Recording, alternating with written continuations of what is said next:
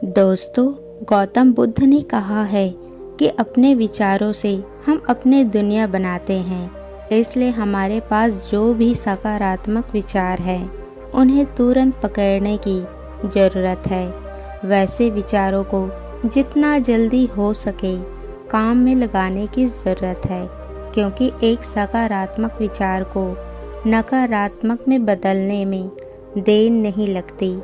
आकर्षण के नियम के अनुसार पॉजिटिव और नेगेटिव चीज़ों को अपने विचारों और अपने कर्मों से अपनी ओर आकर्षित कर सकते हैं। ये इस सिद्धांत पर आधारित है कि इस दुनिया में सब कुछ ऊर्जा से निर्मित है, जिसको हम लोग एनर्जी समझते हैं। इसलिए जिस प्रकार की ऊर्जा आप छोड़ेंगे वही आपके पास वापस लौटेगी।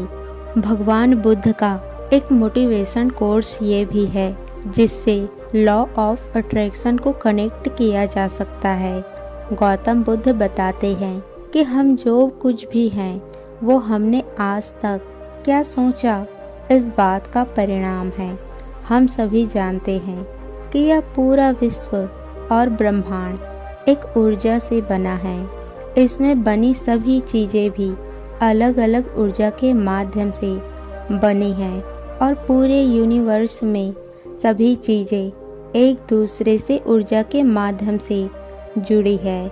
अगर आज हम अपने करियर को या अपनी परिस्थिति को गहराई से देखें तो वह अपने भूतकाल के विचारों का परिणाम होगा, क्योंकि जब भी हम किसी विषय वस्तु पर सोचते हैं तो ये कंपन यूनिवर्स को कहते हैं और यह कंपन हमारे विचारों जैसी वस्तु को हमारे सामने पेश करती है, या इसको कहा जाए तो हमको वैसे ही बनाती है कि जैसा हम सोचते हैं।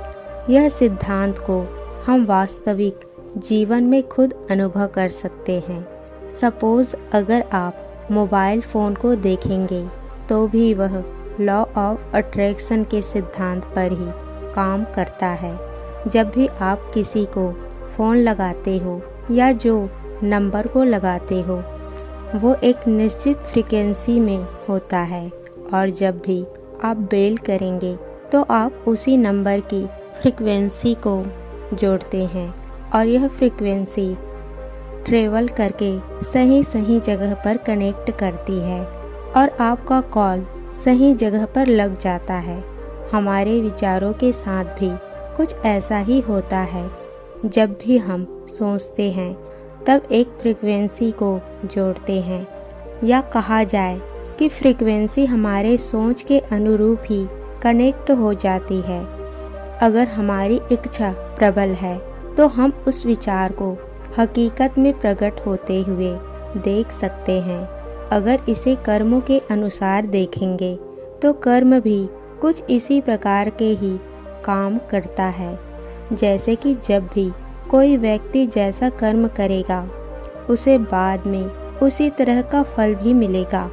आकर्षण का जो नियम है सैकड़ों वर्ष पहले ही प्रचलित रहा है और यह अभी भी प्रचलित है, लेकिन अफसोस इस बात की है कि बहुत से लोग अभी भी इसे समझ नहीं पाते, और जिन्होंने इसे समझ लिया वह लोग अपने ज़िंदगी में अपने जीवन में सक्सेसफुल बने रहते हैं। इसलिए इसे समझना बहुत ज़रूरी है कि आखिर ये नियम काम कैसा करती है और अपने जीवन में इसका उपयोग कैसे करेंगे।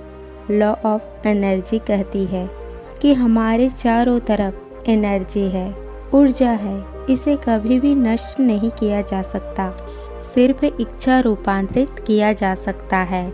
इसी जगह ऑफ लॉ ऑफ वाइब्रेशन को भी समझ लेंगे, क्योंकि लॉ ऑफ अट्रैक्शन को समझने के लिए लॉ ऑफ वाइब्रेशन का समझना बहुत ही आवश्यक है।